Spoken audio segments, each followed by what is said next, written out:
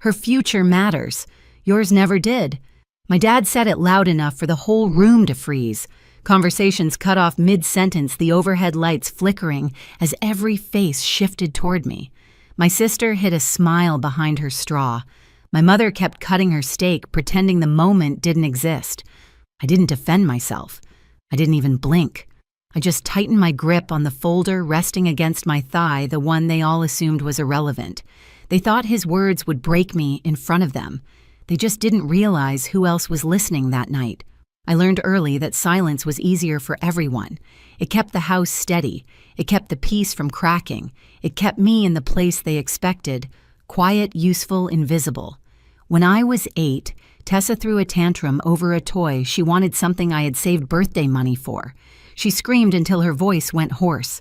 Dad walked in, took one look at her red face, then at me, and said, "Give it to her. You're the older one. Act like it." He didn't ask what was fair. He didn't even ask if it was mine. He just held out his hand. I remember placing the toy into his palm, my fingers slipping away slowly like I was learning how to let go of ownership without making a sound. Tessa skipped away. No one looked back. By middle school, the pattern wasn't spoken anymore, it was understood. When I brought home straight A's, I set the report card on the counter, waiting for someone to notice. Tessa barged in minutes later, waving flyers for her dance recital. Mom squealed, Dad clapped the flyers, got taped to the fridge. My report card slid under a stack of grocery coupons and stayed there for weeks.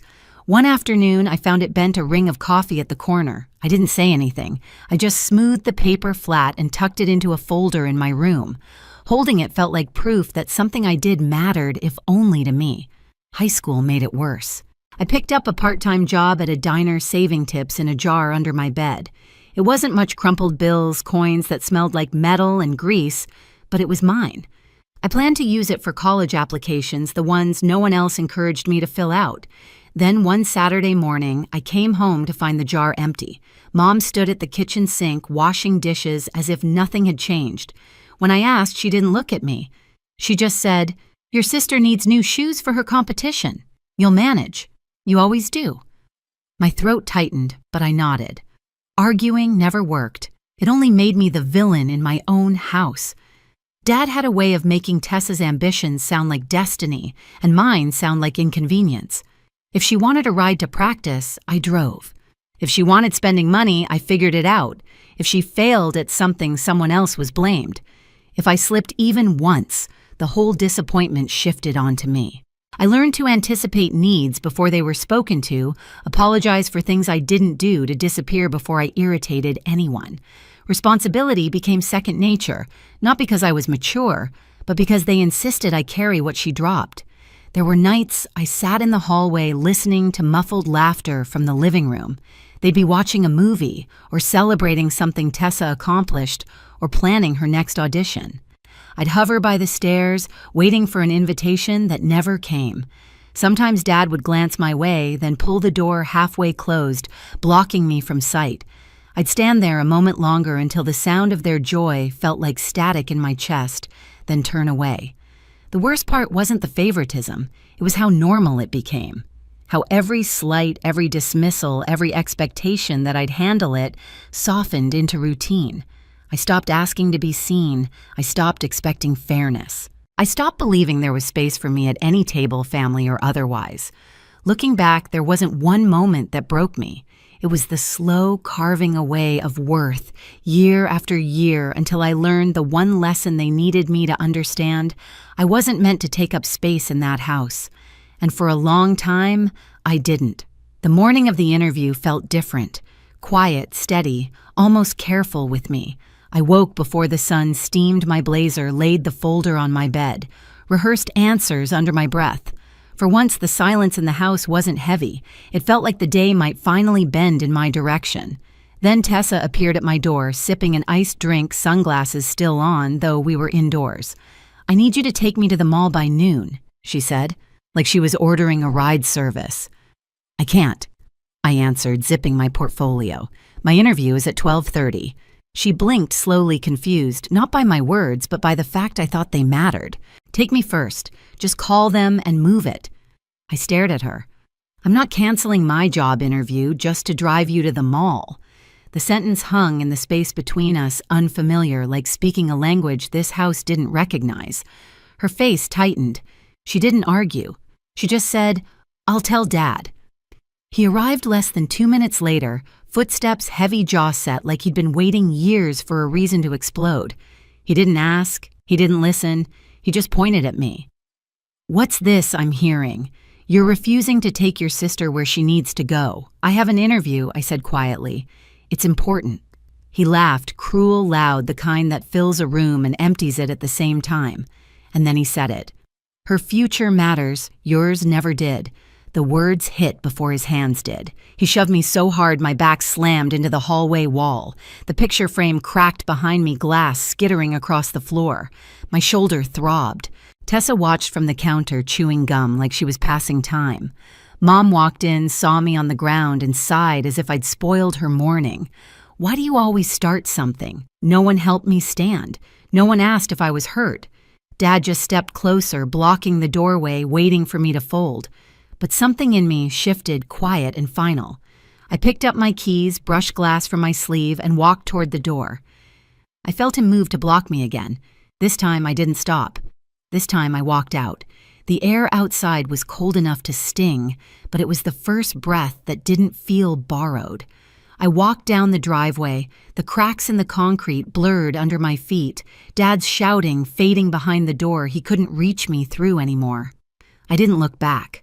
I kept walking until the house was out of sight, and the shaking in my hands wasn't fear, it was the shock of choosing myself. Harper pulled up exactly when she said she would. A silver SUV engine, humming low window, rolling down to reveal the same expression she used the night I cried in our college dorm for the first time. Steady, alert, already planning. "What did they do?" she asked as I slid into the seat. I buckled in. They tried to stop me from going. He shoved me.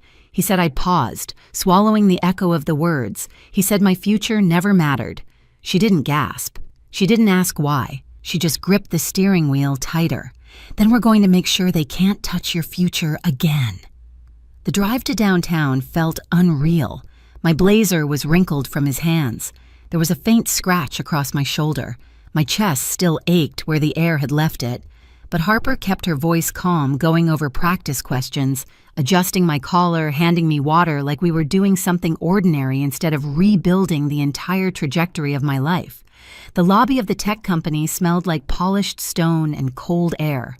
Fluorescent lights reflected off the glass walls, making everything look sharper, cleaner, like a place where people were allowed to start over. I sat through the interview with a stillness I didn't recognize. 47 minutes. 3 interviewers. I answered every question like I'd been preparing for years, which in a way I had. When I stepped back outside, Harper smiled. "Told you." But my phone ruined the moment, buzzing relentlessly with notifications. Messages from Tessa, one after another. "You ruined everything. Dad's furious. You better come home now. If I miss this meetup because of you, don't bother showing your face again. Hope that stupid interview spits you out." I typed one line back, "I'm not coming home." We drove to Harper's apartment, a small, warm space overlooking a quiet street. She handed me a spare towel, a clean t-shirt, and told me to breathe. In the bathroom mirror, I saw the bruise rising on my shoulder, blooming like someone else's fingerprint. For a moment, I felt 8 again, 12 again, 16 again, waiting for someone in that house to care. But they never had. And this time, I wasn't waiting. Later that night, Harper entered the living room with her laptop open, face pale, not frightened, but furious. "You need to see this," she said. She turned the screen toward me. An internal HR chat, a forwarded recruiter memo, a voicemail transcription. It took me a second to understand it was about me. Then the words snapped into place. Her father called, reported her as unstable, said she attacked him, warned us she's dangerous to hire. My ribs went numb. Dad hadn't just tried to control me. He tried to erase me before I even got a chance to begin. "He called them again tonight," Harper said quietly. Left another voicemail. They forwarded it because he referenced his job title and the board he sits on. That's a policy violation. Several, actually. She tapped the folder she'd already printed, recruiter notes, voicemail recordings, Tessa's texts. Timeline of interference. He crossed lines he legally can't cross, she said, and we're going to use exactly that. I didn't cry. I didn't rage. The emotion was colder than either. It settled low in my stomach, heavy and precise, like the first moment a blade touches skin. What do we do? I asked. Harper opened a blank document, clean, clinical, the type where no one could accuse you of exaggeration. First, she said, we file with corporate compliance at the tech company. Everything neatly attached, everything factual. Then we send a formal note to the firm your dad works with. They can't ignore it. I nodded. We began. Typed, saved, attached, documented, filed, indexed, forwarded. No emotion, just the steady sound of keys, the quiet click of the mouse, the hum of the heater under the window. While we worked, Dad called my phone 6 times. Each voicemail angrier, less coherent, more threatening. I didn't listen to them. Harper saved everyone. At midnight, the final email was ready. Subject line, formal complaint. External interference with hiring process. Attachments 8 files. CC'd HR Compliance Legal. The Oversight Committee of Dad's firm. Harper hovered her finger above the trackpad. You ready? I thought of the wall. The crack in the frame. The bruise on my shoulder. The years of silence. The sentence he delivered like a verdict. Her future matters. Yours never did. Yes, I said. Send it. She clicked. The email left the outbox and something in me eased. Not joy, not triumph. Just a slow exhale I'd been holding for years. This time I said quietly, I'm not fixing what they break. Harper nodded. Good. Because this time they're the ones who won't recover from it. Outside, the street was dark and still. Inside, for the first time in my life, everything was finally moving. The first response came sooner than either of us expected. 24 hours after Harper hit, send an email arrived from the tech company's compliance team. The subject line was short, almost emotionless, but it shifted the air and the entire apartment acknowledged. Under review, they requested a call. Not with me, with their internal board. Harper read the message twice, then looked up. They're taking this seriously. They have to. For the next several days, everything moved in a slow, quiet avalanche. Small at first, then impossible to stop. A second email landed in my inbox, this time from HR. They apologized, not the polished, templated kind. This one had weight. It referenced concerning interference, ethical breaches, and a need to ensure candidate safety. Someone from HR added a line in bold, no further calls from non-applicants will be accepted. It was the first boundary anyone had ever drawn on my behalf. 2 days later, the tech company reached out to my dad's firm. Not privately, not politely. They sent a compliance inquiry requesting clarification about why a senior advisor from their team had contacted another corporation's HR line multiple times, misrepresenting a candidate and referencing his board position while doing so. Corporate language is its own kind of violence, quiet, undeniable, leaving no space to wriggle out. The inquiry triggered another, and another. By the end of the week, Dad's firm had opened its own review. Not optional, mandatory. Harper showed me the notice when it leaked internally. A short message forwarded between employees. External complaints received. Advisory privileges temporarily suspended, pending investigation. Suspended. One word. But it hit harder than anything he ever threw me into. I didn't call home. I didn't need to. The silence from the house stretched across days, tightening like a rope. Then Mom broke it. She called in the afternoon, voice sharp around the edges the way it always got when something slipped beyond her control. Your father is in trouble, she said. No greeting. No question if I was okay. Someone reported him. They're saying he violated policies. We need you to fix this. Tell them you exaggerated or misunderstood or something. I stared at the phone screen while she talked. The laundry machine hummed in the background. The sun hit the floor in a quiet, warm line. The world around me didn't match her urgency at all. I'm not fixing anything, I said. Mom inhaled sharply. Bailey, listen, no, I said. You listen. I didn't do this to him. He did this to himself. She tried crying next. It sounded tired, rehearsed like an old script worn thin. I ended the call. The next week brought the blow they never expected. A letter, short, formal, and personal, arrived at the house. I didn't see it, but Harper later received a photo from a mutual acquaintance inside the firm. The letterhead alone told the story. Effective immediately. Contract terminated, breach of ethical standards, removal from external advisory committee. This was the everything they'd thought they held over. Me connections influenced the network they'd flaunted to justify every act of cruelty. Gone with a single investigation. Dad's nameplate was taken off his office door by noon. Someone saw it and whispered. Someone else reported seeing him leave the building early, shoulders tight. Face red humiliation leaking from him like heat. Mom called again that night. This time her voice wasn't sharp. It was small. "We don't know what to do," she said. "It wasn't supposed to go this far. You have to help us, please." In the past, her panic would have cracked me open, but now it barely reached me. "I'm not the one who pushed this that far," I said softly. "And I'm not the one who's going to pull him out." There was a long silence. A silence she couldn't fill, couldn't twist, couldn't weaponize. "Bailey, please," she whispered. "No," I said. "Not anymore." I hung up.